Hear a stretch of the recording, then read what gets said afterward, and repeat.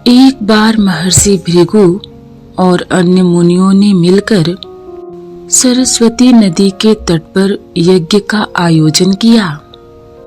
इस यज्ञ में नारद जी भी आए हुए थे।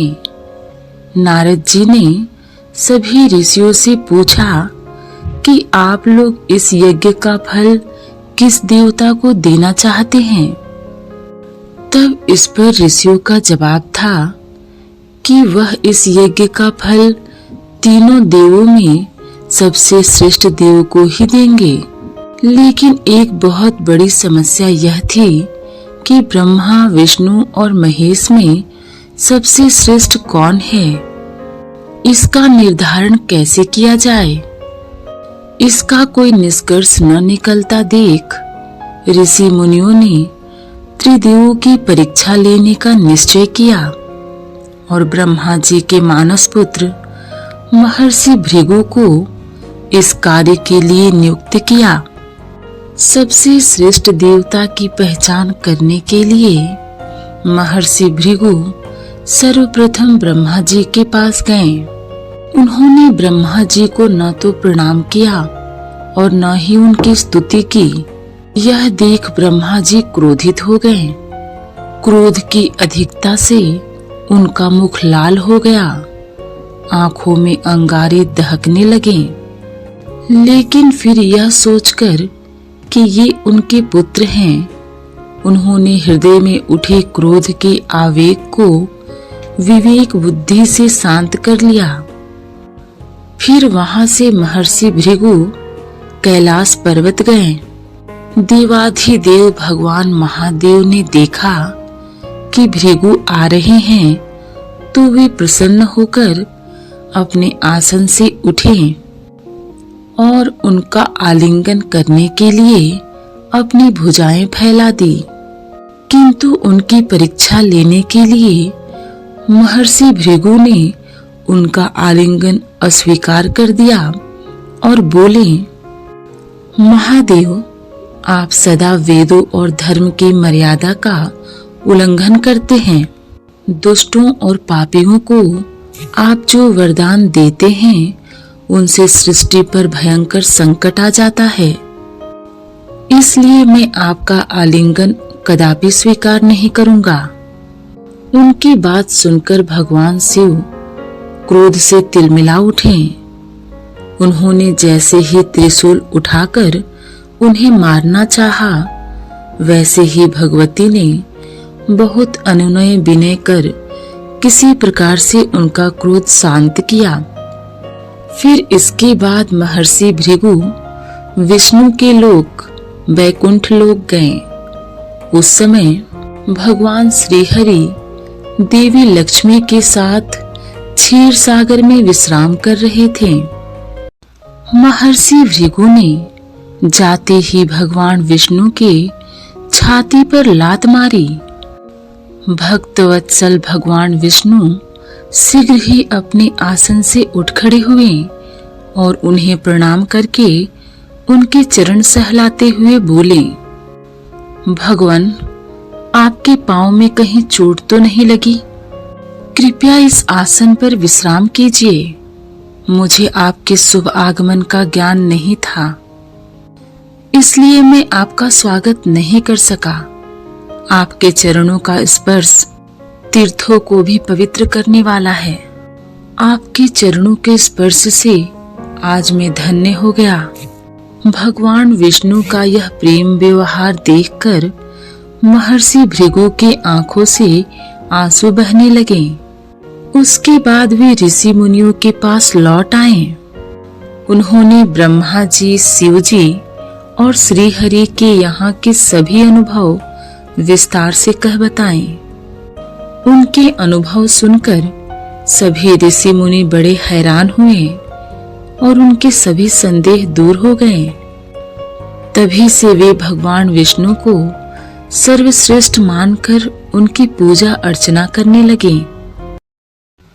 ब्रह्मा जी के कुल में एक बड़े ही धर्मात्मा और दानी राजा का जन्म हुआ। उनका नाम वसु था। वसु जहाँ से भी संभव हो ज्ञान इकट्ठा करते थे इसलिए अपने ज्ञान और जानकारी के लिए बहुत प्रसिद्ध थे। एक दिन वसु की इच्छा हुई कि चलें ब्रह्मा जी से मिलाया जाए। वे ब्रह्मलोक की ओर चल पड़े। कुछ समय चलने के बाद उन्हें रास्ते में चित्ररथ नामक विद्याधर मिला। वसु ने चित्ररथ से पूछा कि ब्रह्मा जी से मिलने का उचित समय क्या होगा।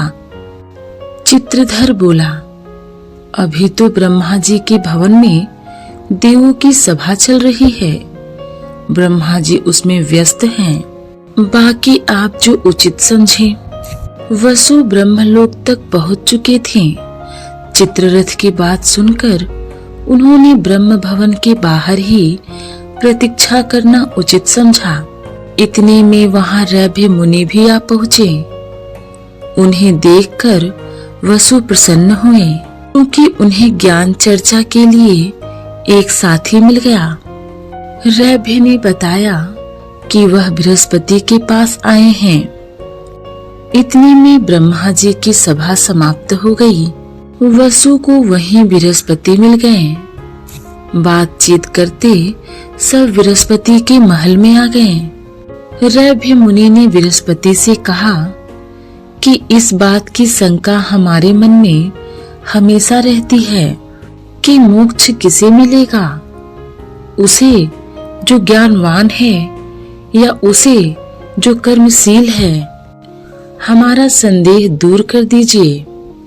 बृहस्पति बोले, इस संदर्भ में ब्राह्मण और शिकारी की एक कथा सुनाता हूँ।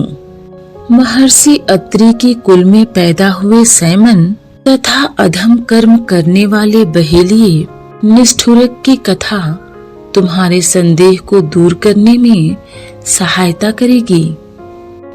तीनों प्रहर नहाकर पूजा पाठ करने वाले सैमन गंगा में जहाँ नहाने गए, वहां एक शिकारी दिखा। सैमन बोले, यह जीव हत्या का काम ठीक नहीं, इसे छोड़ दो। यह सुनकर निष्ठुरक नामक वह शिकारी मुस्कुराने लगा।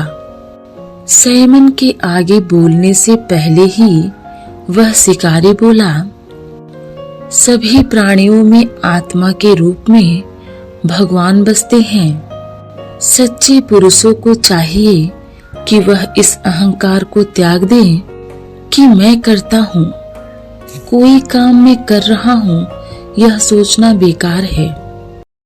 सही बात तो यह है कि सब उसी प्रभु की लीला है।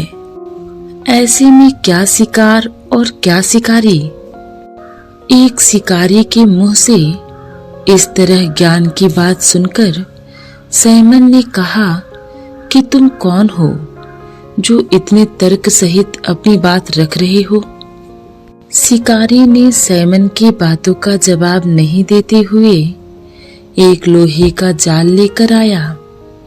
उस जाल को सूखी लकड़ियों के ऊपर डाल दिया।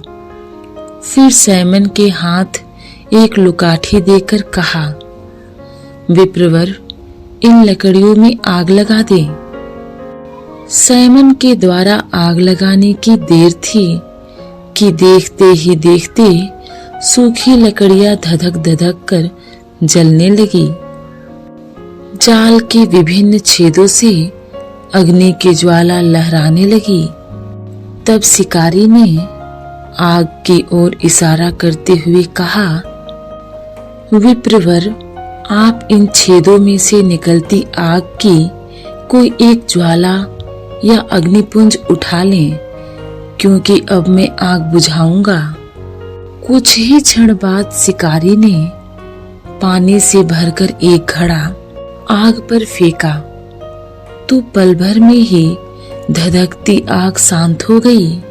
सारा दृश्य पहले जैसा हो गया।